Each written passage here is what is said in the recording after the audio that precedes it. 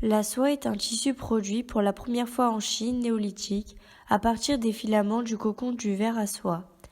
Elle devient une source de revenus de base pour les petites agricultures et à mesure que les techniques de tissage s'améliorent, la réputation de la soie chinoise se répand de sorte qu'elle devint très recherchée dans les empires de l'Ancien Monde. En tant qu'exportation chinoise la plus importante pour une grande partie de l'histoire de ce pays, le matériel donne son nom au grand réseau commercial de la route de la soie qui relie l'Asie orientale à l'Europe, l'Inde et l'Afrique. Non seulement utilisée pour faire de beaux vêtements, la soie était utilisée pour les éventails, des tentures murales, les bannières ou comme alternative populaire au papier pour les écrivains et les artistes. La soie est produite par les vers à soie pour former le cocon dans lequel les larves se développent. Un seul spécimen peut produire un fil de 0,025 mm d'épaisseur sur une longueur de 900 mètres. Plusieurs de ces filaments sont ensuite torsadés ensemble pour faire un fil assez épais pour être utilisé pour tisser le matériau. Les tissus étaient créés à l'aide de métiers à tisser et des versions à pédales apparurent par exemple dans les peintures murales dans certaines tombes. La soie pouvait être teinte et peinte à l'aide de minéraux et de matériaux naturels comme le cinabre, l'ocre rouge, l'argent en poudre, les coquilles de palourde en poudre et l'indigo et d'autres encres extraites de la matière végétale. Les plus anciens exemples connus de soie tissée proviennent du site de Chine. La sériculture, c'est-à-dire la culture des feuilles de mûrier, l'élevage des vers à soie, la récolte des fils de leur cocon et le tissage de la soie, apparaît pour la première fois dans les archives archéologiques de la Chine antique.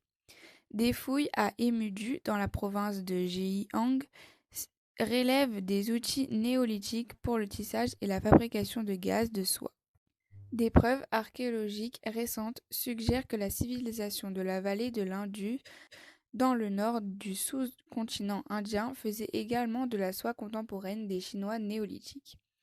Ils utilisaient la teigne d'Anteraea pour produire des fils de soie pour le tissage. Cependant, la production de soie à grande échelle impliquant des techniques de tissage plus sophistiquées n'apparaîtrait que dans les dynasties chinoises Shang et Zhou.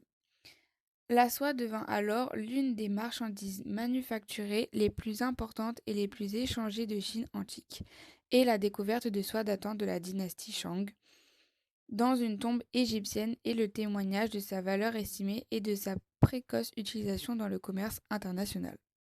Pendant la dynastie des Han, la qualité de la soie s'est encore améliorée, devenant plus fine, plus forte et souvent avec des motifs brodés multicolores et des motifs de figures humaines et animales.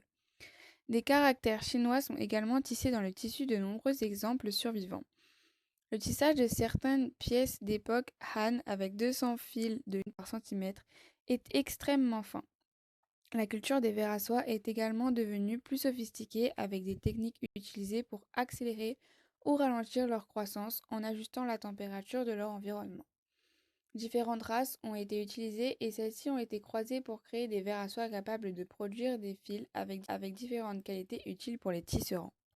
Les tisserands étaient généralement des femmes et c'était aussi leur responsabilité de s'assurer que les vers à soie étaient bien nourris de leur régime préféré de feuilles de mûrier hachées et qu'ils avaient suffisamment chaud afin de produire le fil pour leur cocon.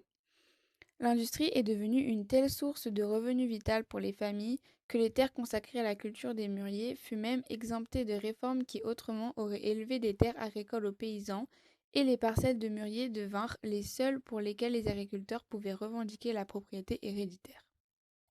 Mencius, le philosophe confucéen, préconisait que même la plus petite des exploitations foncières devait mettre de côté une parcelle pour y planter le mûrier. À mesure que la demande augmentait, l'État et ceux qui avaient suffisamment de capitaux pour le faire créaient de grands ateliers où les hommes et les femmes travaillaient.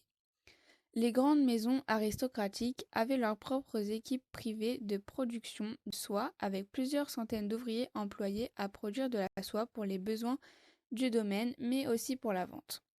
La production de soie devint même sujet de poèmes et de chansons comme cet exemple du texte philosophique du maître Xun de la période des royaumes combattants. Comme elle est nue en sa forme extérieure, pourtant elle se transforme continuellement tel un esprit. Ses réalisations couvrent le monde, car elle a créé des parures pour un myriade de génération. Des cérémonies rituelles et des spectacles musicaux s'en inspirent, nobles et humbles s'en distinguent, les jeunes et les moins jeunes en dépendent, car avec elles, on peut survivre. Ensuite, les Chinois ne furent plus en mesure de garder le secret lucratif de la production de soie pour eux-mêmes et elle commença à être fabriquée en Corée et au Japon, où elle deviendrait une industrie contrôlée par l'État. D'autres États et cultures ont ensuite acquis les séricultures, comme l'Inde. Et de là, elle se répandit à Byzance, en Arabie, dans le Levant et en Italie.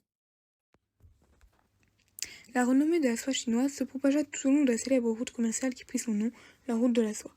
Telle était l'importance de cette marchandise pour l'économie chinoise.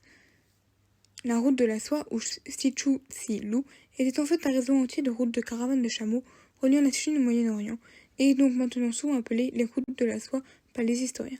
La soie, sous forme de fils, de tissus et de produits finis, était ainsi exportée par d'intermédiaires. Aucun commerçant n'a jamais parcouru toute la longueur des routes. Non seulement vers les États voisins tels que les royaumes coréens et le Japon, mais aussi vers les grands empires de l'Inde, la Perse, l'Égypte, la Grèce et Rome. Dans le cas de cette dernière, il est dit que l'effondrement financier de l'État fut en partie dû à la fuite constante de l'argent vers l'Est pour acheter l'espoir de les Romains ne pouvait se passer. Les Romains appelaient même les Chinois Cérès d'après le nom d'une région productrice de soie.